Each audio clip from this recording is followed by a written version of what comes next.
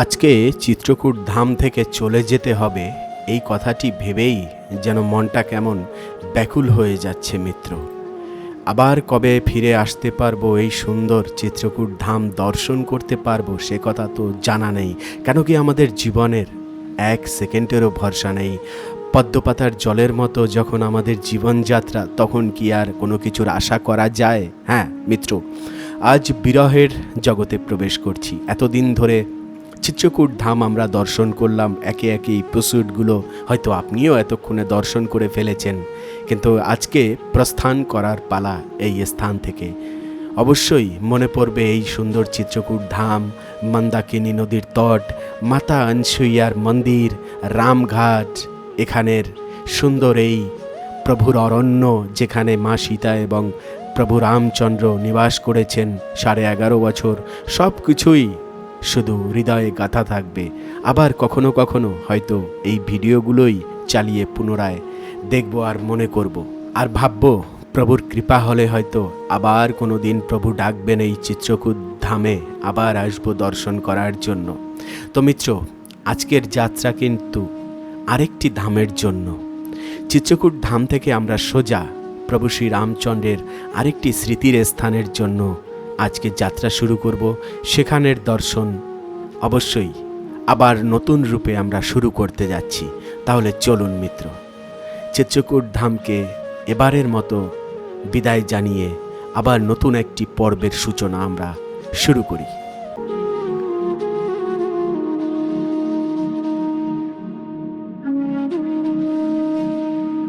তো যাই হোক, এখন আমরা রেডি হয়ে গিয়েছি, খাওয়া দাওয়া শেষ, এবার বেরোবো আর কি। একদম প্রায় 12টা বাজে 7 মিনিট বাকি। এই ছিল আমাদের রুমটা একবার দেখে নিন। এই মাত্র 700 টাকার রুম, কিন্তু মেনটেন্যান্সের একটুখানি অভাব আছে। চিত্রকূটের এই রামঘাটের হোটেলটিতে আমরা প্রায় 2 রাত এখানে ছিলাম, আর 2 রাতে আমরা কিন্তু সম্পূর্ণ চিত্রকূটের ধাম দর্শন কমপ্লিট করে ফিরেছিলাম। রামঘাটের নিকটে এই হোটেলটি হওয়াতে আমাদের বেশ অনেকটাই উপকার হয়েছে। তাই আপনি যদি কখনো আসেন, অবশ্যই রামঘাটের নিকটেই কোনো নিবাস নেওয়ার চেষ্টা করবেন।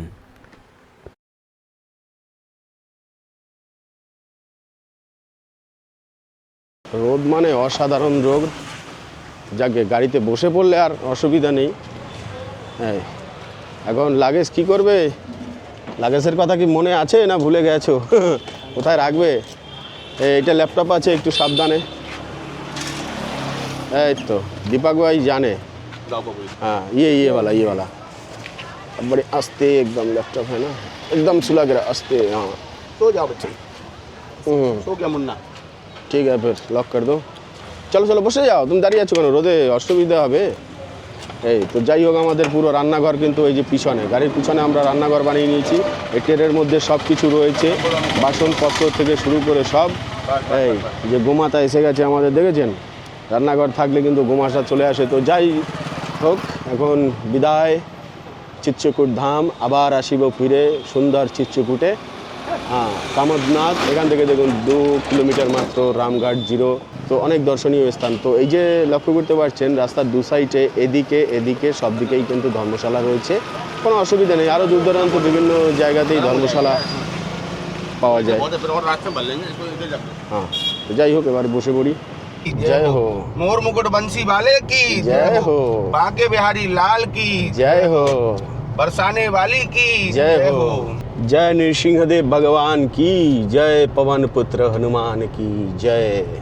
এবারে আমরা যে স্থানের উদ্দেশ্যে রওনা দিয়েছি মিত্র, সেটি হলো সেই স্থান যেখানে অমৃতের ফোঁটা পড়েছিল, অমৃত স্নান হয়েছিল, যেখানে সেই পবিত্র স্থান যার নাম হলো ত্রিবেণীর সঙ্গম, এবং সব তীর্থের রাজা যিনি, সে হলো আমাদের প্রয়াগরাজ মহারাজ, যেখানে নিবাস করেন। প্রয়াগরাজ ধাম, আমাদের যাত্রা প্রয়াগরাজ ধামের উদ্দেশ্যেই আজকে শুরু হচ্ছে।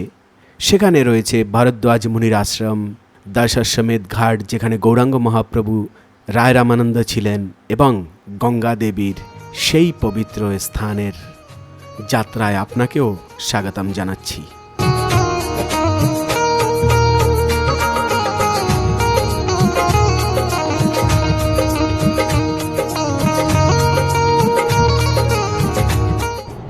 রাস্তাঘাট খুব সুন্দর কাজ হচ্ছে।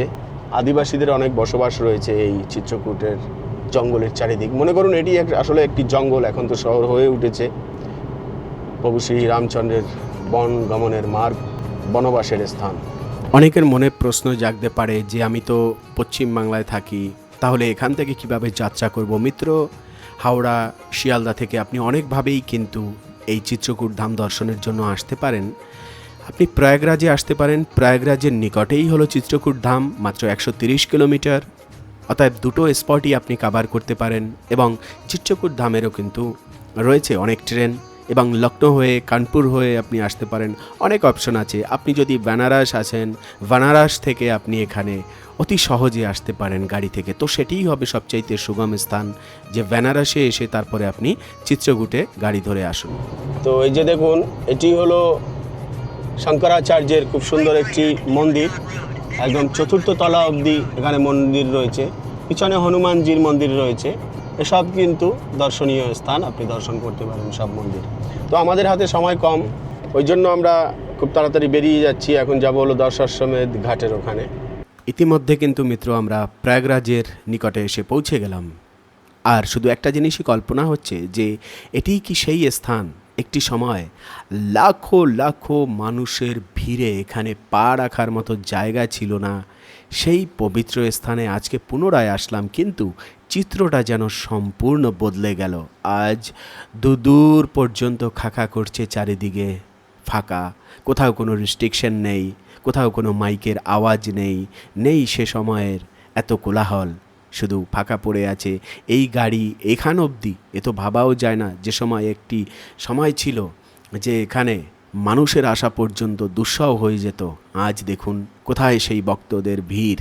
মহাকুম্ভের কথা নিশ্চয়ই মনে পড়ছে আপনার। হ্যাঁ, আমি এতক্ষণ ধরে মহাকুম্ভের সেই স্নানের কথাই বলছিলাম, যা অনুষ্ঠিত হয়েছিল এই পবিত্র সঙ্গমস্থলিতে। পৃথিবীলোকে সর্বপ্রথম যেখানে যজ্ঞ অনুষ্ঠিত হয় সেটিই হলো মিত্র এই পবিত্র স্থান। এবং গরুর মহারাজের আশীর্বাদের ফলে অমৃতের এক ফোঁটা বুঁদ যেখানে পড়েছিল সেটিই হলো আমাদের এই সঙ্গমস্থলী। দেখুন, আজ সাধু মহাত্মাদের একটাও কিন্তু ছত্রি এখানে দেখা যায় না, একটা কুটিয়াও এখানে দেখা যায় না। অথচ সে সময় যেন পিপিলিকার মতো সবাই ভিড় করেছিল সম্পূর্ণ এই সঙ্গমস্থলী জুড়ে। সঙ্গমস্থলীতে আপনি 4 হুইলার নিয়ে চলে যেতে পারবেন। আর আমরাও কিন্তু চলে আসলাম গঙ্গা যমুনার আর সরস্বতী মায়ের তটে। এতদিন পরে কিন্তু আবার প্রয়াগরাজ নিয়ে চলে এসেছি আপনার সামনে। বর্তমানে মিত্র আমাদের প্রয়াগরাজ কেমন রয়েছে? একসময় কুম্ভ মেলায়, মহাকুম্ভে ভরে ছিল আমাদের সম্পূর্ণ প্রয়াগরাজ। আজ দেখুন প্রয়াগরাজের একদম খালি দৃশ্য, কোথাও কিন্তু সেরকম কোনো ভিড় নেই, কিছু না। একজন দুজন, একটা দুটো গাড়ি এরকম আসছে, আর ভক্তরা এখনও পর্যন্ত স্নান করছেন। তবে সেই আগের মতো দৃশ্য আর কিন্তু আমরা দেখতে পাচ্ছি না। তাই জীবনের কিছু কিছু মুহূর্তগুলো যে আছে সেই সময়ই ধরে রাখতে হয়, নয়তো পরবর্তী সময় আর পাওয়া যায় না। চলুন বর্তমানে কেমন পরিস্থিতি রয়েছে প্রয়াগরাজের সেটি ঘুরে ঘুরে দর্শন করি। তো আমরা চিত্রকূট থেকে প্রয়াগরাজ চলে আসলাম এই কারে করে, 4 হুইলার করে। তো প্রায় সময় লাগলো আপনার 3 ঘন্টা মতো, 130 কিলোমিটার। এবারে এসে পৌঁছালাম হলো 4টে, আর 4টের সময় এসে দেখি বেশ এখনও আকাশে রোদ রয়েছে। আর এই যে ছোট ছোট কুটিয়াগুলো একটি সময় কত জমজমাট, হাজারো লাখো ভক্তের সমাগম, এপার ওপার কত ব্রিজ, কত রকম ব্যবস্থা ছিল। এখন এসে দেখে যেন চমকেই গেলাম যে সেই এরকম ব্যাপারটি আর নেই। ওপারে কোনো মানুষ দেখা যাচ্ছে না, কোনো ভক্ত দেখা যাচ্ছে না, কিন্তু সে সময় কত ভক্ত ছিল, তাই না? এবং ওপারে যাওয়ার হিড়িক লেগেছিল। এক অন্যরকম সম্পূর্ণ দৃশ্যপট একদম পাল্টে গেছে। এখানে এখন স্নান করছেন ভক্তরা, বিকেল 4টে বাজে। তো যাই হোক, এ হলো পরিস্থিতি এখন। তবে কিছু কিছু স্নানের সময়, পূর্ণিমার সময় হয়তো এখানে ভিড় হয় আর কি, ভক্তরা আসেন। প্রয়াগরাজের এই ছোট ছোট কুটিয়াগুলো দর্শন করে যেন মনে হচ্ছে এখানে হাট লেগে আছে। হ্যাঁ, এখনও পর্যন্ত এখানে ভক্তদের আরতির হাট, মানে হলো এখানে স্নান করা এবং গঙ্গাজিতে আরতি করার হাট। মনে পড়ে মিত্র, এই যে কুটিয়াগুলো এই মুহূর্তে দর্শন করছেন, এরকম একটি সময় ছিল যেখানে নাগা বাবা এবং নাগা সাধুদের মহামিলন হয়েছিল। তাদেরকে দর্শন করার জন্য ভিড় করতেন হাজারো মানুষ এখানে, এবং এখান থেকে কিন্তু অনেকেই ভাইরাল হয়েছিল। যেরকম মনে পড়ে মোনালিসার কথা, নাগা বাবা সাধুদের নিকটেই বসেছিলেন। আমিও ভিডিও করেছিলাম প্রয়াগরাজের সময়, যখন প্রচণ্ড ভিড় ছিল এবং সবাই এখানে এসেছিলেন দর্শন করার জন্য। কিন্তু আজ নেই সেই ভিড়, সেটা আমরা দেখতে পাচ্ছি। কিন্তু এখনও আমাবস্যা, পূর্ণিমা এবং অন্যান্য অনুষ্ঠানের সময় ভক্তরা ভিড় করে থাকেন। পবিত্র এই গঙ্গার তটে মা সীতার স্মৃতিগুলো খুব মনে পড়ে মিত্র, যখন বনবাসের সময় এসেছিলেন এই গঙ্গার তটে। তো মিত্র, সঙ্গমে যাওয়ার জন্য কিন্তু আপনাকে সেই বোটই করতে হবে, বোটে করেই সঙ্গমে যেতে হবে। এই যে দুদু করছে স্থানটি দেখুন, এটিই কিন্তু সঙ্গমের স্থলী।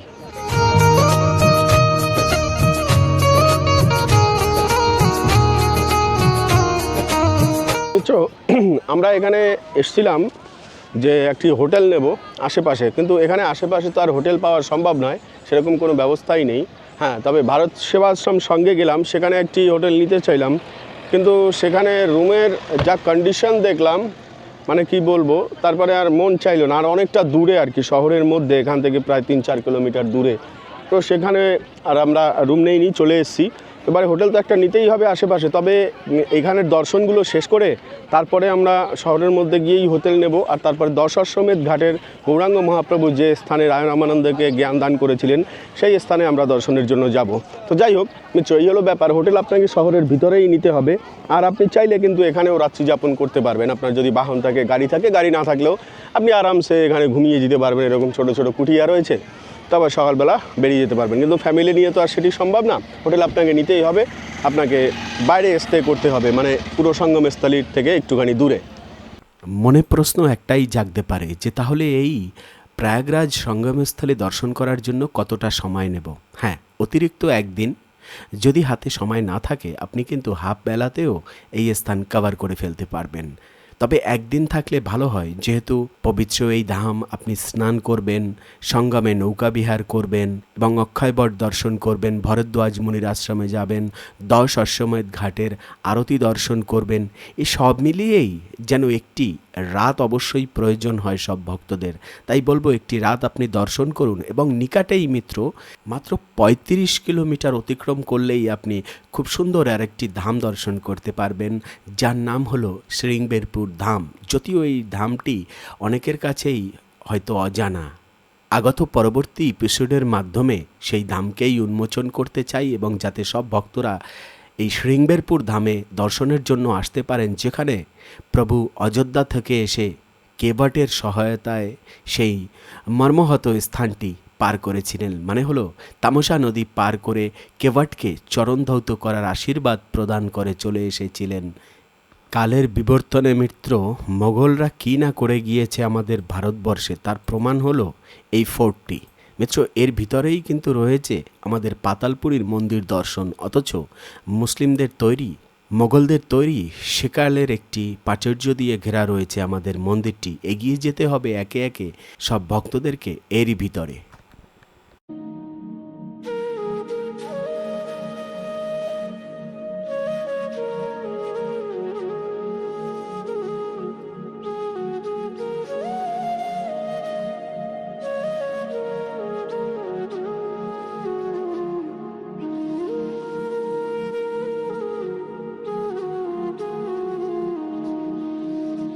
তো এখন এই যে ফোর্ট দেখা যাচ্ছে, এই ফোর্টের ভিতরেই রয়েছে অক্ষয়বট।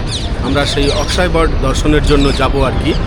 আর এটি কিন্তু মোগল আমলের ফোর্ট, মোগলদেরই তৈরি করা এই ফোর্ট। এই যে দেখুন, বাস ভরে ভরে কিন্তু যাত্রীরা আসছেন প্রয়াগরাজ ধাম দর্শন করার জন্য।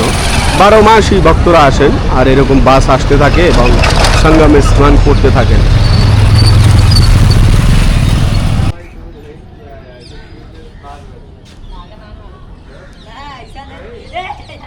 এই যে এখানে উট দাঁড়িয়ে রয়েছে, বসে রয়েছে একজন, দাঁড়িয়ে রয়েছে একজন। এখানে উঠে কিন্তু চলা যাবে, রাইড করা যাবে। হ্যাঁ, তবে এই ফোর্টের মধ্যে প্রবেশ করার জন্য আপনাকে কিন্তু কোনো রকম অর্থ প্রদান করতে হবে না, শুধুমাত্র একটু ধৈর্য ধরেই হেঁটে ভিতরে প্রবেশ করতে হবে। অন্যান্য সময় হয়তো ভিড় থাকতে পারে, তবে আমরা যে সময়টিতে আসলাম এই সময় কিন্তু একদমই ভিড় ছিল না।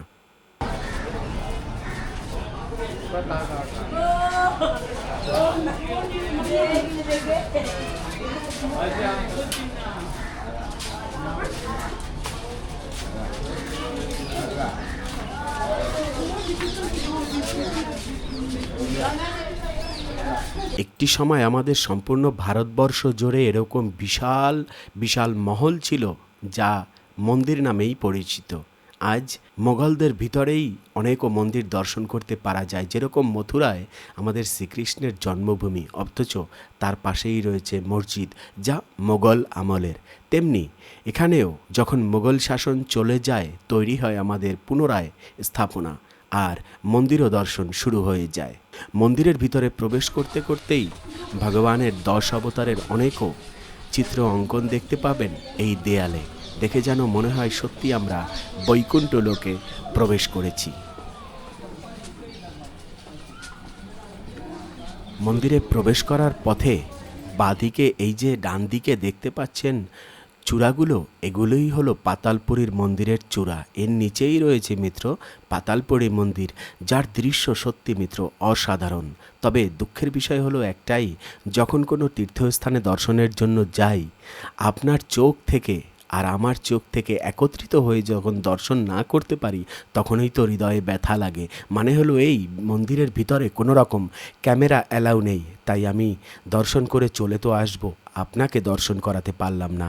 তবে শান্তি এতটুকুই যে নিশ্চয়ই কোনো না কোনো দিন এসে এই সম্পূর্ণ দর্শনটুকু আপনি সম্পন্ন করবেন আপনার নিজের চোখের ধারা।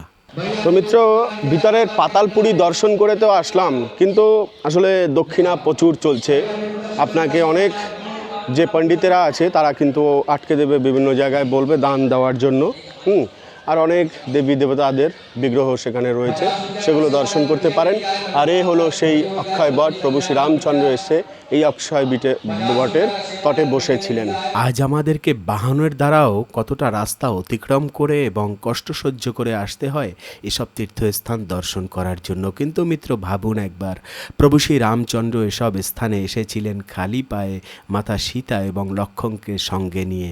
আজ আমরা অতটা পরিশ্রম তো করছি না, তবুও ভগবানের এসব লীলার স্থানগুলো দর্শন করে যেন আত্মা আমাদের তৃপ্ত হয়ে যায় এবং তার কাছেই যেন ফিরে যেতে পারি সেই প্রত্যাশায়। কেন কি উনি স্বয়ং নিজে এসে আমাদেরকে এসব তীর্থস্থানের পদমার্গ, এসব তীর্থস্থানের মার্গ দর্শন করিয়ে গিয়েছেন।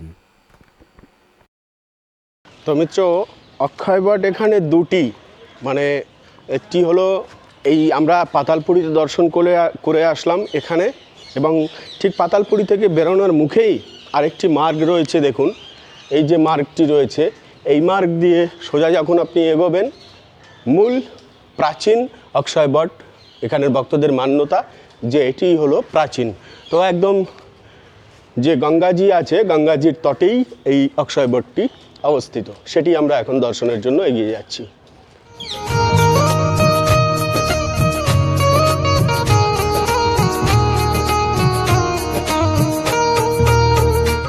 তো মুঘলদের পৌরাণিক প্রাচুর্য তো দেখতেই পাবেন, তার সাথে সাথে কিন্তু দেখুন এই কোণায় সেই আগের দিনের কামান রাখা রয়েছে, তোপ বলে আর কি, আর এখানে কিছু তোপের গোলাও রাখা রয়েছে, সেটি কিন্তু এখানে দেখতে পাবেন।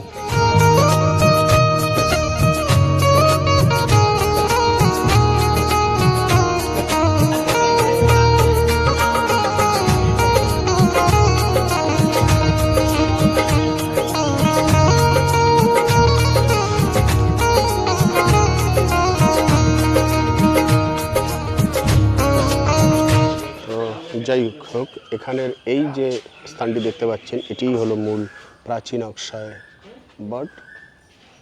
বট আর কি। তো এখন এখানে আটকে দিয়েছে এই অবধি, এভাবেই এখান থেকে দর্শন করতে হবে। এগুলো কিলা যে আছে, কিলার বাইরে তো চিন্তা করা যায় আমাদের প্রাচুর্য আর আমাদের প্রভু শ্রী রামচন্দ্রের, হিন্দুদের সংস্কৃতি, অথচ এখানে মুঘলদের প্রাচুর্য। তো যাই হোক, এই হলো ইতিহাস মিত্র আমাদের। তো এখানে ফ্রি জলের ব্যবস্থা আছে পাওয়ার, সবাই জল সেবা করছে। আসলে মিত্র, এবারে প্রয়াগরাজে আসার মূল উদ্দেশ্য হলো এটি যে আমাদের এখান থেকে প্রায় 55 কিলোমিটার দূরে রয়েছে সিংবেরপুর। সিংবেরপুর হলো প্রভু শ্রী রামচন্দ্র এবং কেবট যে আছে তার সেই ঘটনা। হ্যাঁ, কি করেছিলেন? প্রভু শ্রী রামচন্দ্রকে নৌকা পার করে ওপার করে দিয়েছিলেন চিত্রকূটে যাওয়ার জন্য। তো সেই স্থানটি মিত্র আমরা দর্শন করব। মন্দির তো দর্শন করে নিলাম, এবারে আমাদের চিন্তা একটাই হচ্ছে যে কোথায় আমরা এবারে একটুখানি রাত্রি নিবাসের স্থান পাবো। আর তাছাড়া আমাদেরকে আবার রন্ধন করতে হবে। হ্যাঁ, কেন কি দিন শেষে যদি একটু বাঙালিদের অন্নপ্রসাদের ব্যবস্থা না হয় তাহলে তো টেনশন থাকেই। তো এখন আমরা যাব এখান থেকে বেরিয়ে সোজা গাড়ির কাছে, এবং গাড়িটি বের করে নিয়ে আমাদেরকে যেতে হবে কোন সাইটে থাকার স্থান রয়েছে, মানে একটি সুন্দর হোটেলের ব্যবস্থা এবং তার নিচে যদি রন্ধনের ব্যবস্থা থাকে তাহলে তো খুব ভালোই হয়ে যায়। তো এদিকে আবার বেলা নেমে আসছে, টেনশন তো অনেকটা হচ্ছেই। তো যাই হোক, প্রভুর ধামে এসেছি বলে কথা, যেখানে প্রভু শ্রী রামচন্দ্র বনে কন্দ ফল মূল খেয়ে জীবন ব্যতীত করেছেন, সেখানে আমরা যদি খাওয়ার জন্য এত উতবলা হয়ে যাই তাহলে কি আর হয়? তো চলুন গাড়ির কাছে তো আগে যাই, দেখি কি অবস্থা। অর্পিতা আবার রয়েছে গাড়িতে, সে তো এতক্ষণে হয়তো রেগে গিয়েছে। আমাদেরকে বেরোতে হবে খুব তাড়াতাড়ি, কেন কি রান্নার দায়িত্বটা তো অর্পিতারই রয়েছে, তাই না? কি কত দূর খাওয়া দাওয়া? দেখো এরা আম বানিয়ে খাচ্ছে। এই প্রয়াগরাজ আসতে আসতে চিত্রকূট থেকে আম পেয়ে গেছে। হ্যাঁ বাবা, এই যে মাতাজিরা যারা যারা এই ভিডিও দর্শন করছেন, এই দেখুন মশলা দিয়ে খুব সুন্দর করে মাখা রয়েছে আম। আর এই আম যারা যারা দেখছেন এক্ষুনি তাদের জিভে জল চলে এসছে, 100% শিওর। রুমাল নিয়ে নিন, জল মুছে ফেলুন। তো যাই হোক মিত্র, তাহলে আজকের এই দর্শনের সাথে সাথে এই ভিডিওটি এখানে এন্ড করছি। পরবর্তী ভিডিওতে আবার আপনার সাথে কথা হবে, দেখা হবে। সে অবধি ভালো থাকবেন, সুস্থ থাকবেন, আর আমাকে হৃদয় থেকে আশীর্বাদ করবেন, এই প্রত্যাশাই করি। জয় শ্রী প্রয়াগ মহারাজ কি জয়। বৃন্দাবন ধাম ভ্রমণের জন্য আর নেই কোনো চিন্তা। রাধেশ্যাম কুঞ্জ এবং বৃন্দাবন বিহারী হোমস্টে আপনাদেরকে দিচ্ছে একই ছাদের নিচে সকল সুযোগ সুবিধা। এখানের প্রতিটা রুমই পরিষ্কার পরিচ্ছন্ন এবং রুচিসম্মত। প্রতিটা রুমেই অ্যাটাচ বাথরুম, গিজার, কমোড এবং পরিষ্কার পরিচ্ছন্নতার কোনো কমই নেই। আরও থাকছে বাঙালিদের রুচিসম্মত প্রসাদের ব্যবস্থা, ব্রেকফাস্ট, লাঞ্চ, ডিনার। আরও রয়েছে প্যাকেজ ট্যুর, সব ধরনের গাড়ি পরিষেবা, 84 কোরস পরিক্রমা, সাইট সিনের সুব্যবস্থা ইত্যাদি। স্ক্রিনে দেওয়া নাম্বারের সাথে অবশ্যই যোগাযোগ করবেন, হোয়াটসঅ্যাপ করবেন।